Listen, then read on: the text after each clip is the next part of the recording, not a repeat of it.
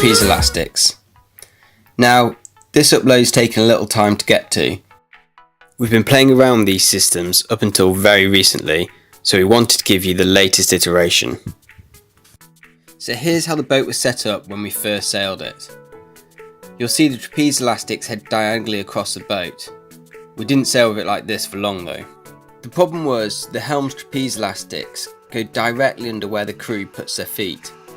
This means through jibes and tacks, the helm would try to go out on their trapeze, but it'd be stuck underneath the crew's planted foot. Depending on the age of the boat, some have an extra deck eye at the front for the crew's elastics, which you can wrap the helms around as well to keep them out of the way. Our boat never came with these, so we came up with another solution to the problem. Our boat also only had one turning point at the front. I know some of the newer boats have two. What this meant was we couldn't really fit the two trapeze elastic systems through this small micro block.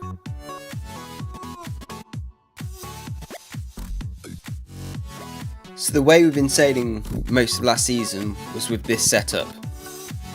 The helm's trapeze elastics went from the eyes on the deck into a central ring which held them out the way of the crew's feet and forward to the block in the bow. The crew's trapeze elastics went from a ring zip tied to the rack to the aft corner, wrapped around the racks, over the back of the boat and round to the other side. This meant there was only one set of trapeze elastics going to the bow, so the block was free to turn. It also kept the elastics out from underneath the feet of the crew and kept the crew's trapeze elastics nice and neat around the back of the boat. This system worked really well, but there was one thing that niggled me. The position of your trapeze elastics is very personal, depends on how you hook on before going out, as well as the width of your racks. If you sit down and hook on before you go out, you'll likely want your trapeze elastics where they are, right in the middle of the boat. But if, like me, you do wire-to-wire tacks and hook on once you're out and holding onto the handle, then sometimes it can feel a little bit like you're reaching back into the boat to grab a trapeze line that's gone behind you.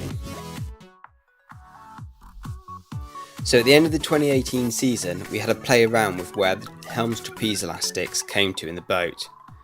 We tied this bit of Dyneema between the rack and the existing fitting just to bring it out a bit further from the boat so that I could grab it on my way to the rack.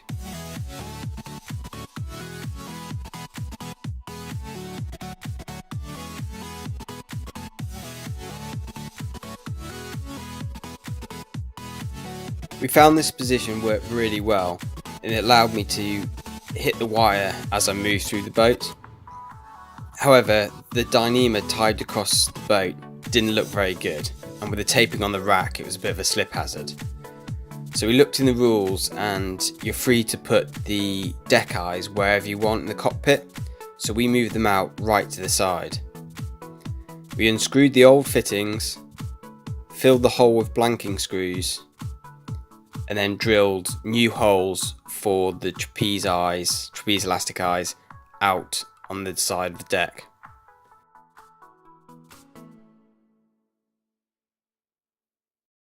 The trapeze elastics hardly take any load, so all you need to do is drill through the deck and put self-tappers in and fill with a bit of silicone sealant to keep the hull watertight.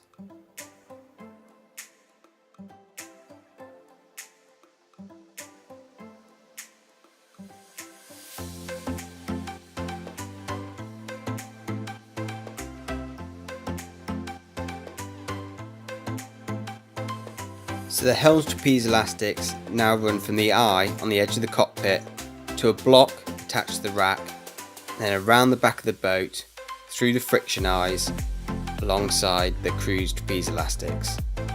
I really like this setup. They're in a great position for when I move out to the rack. There's very little friction in the system, and they keep the elastics out of the boat and from underneath the feet of the crew.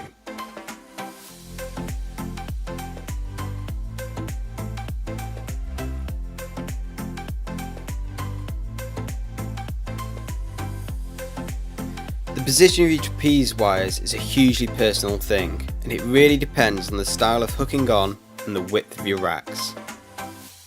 Hopefully this video is giving you some ideas that you may wish to try on your own boat. Good luck, and I'll see you on the circuit next season.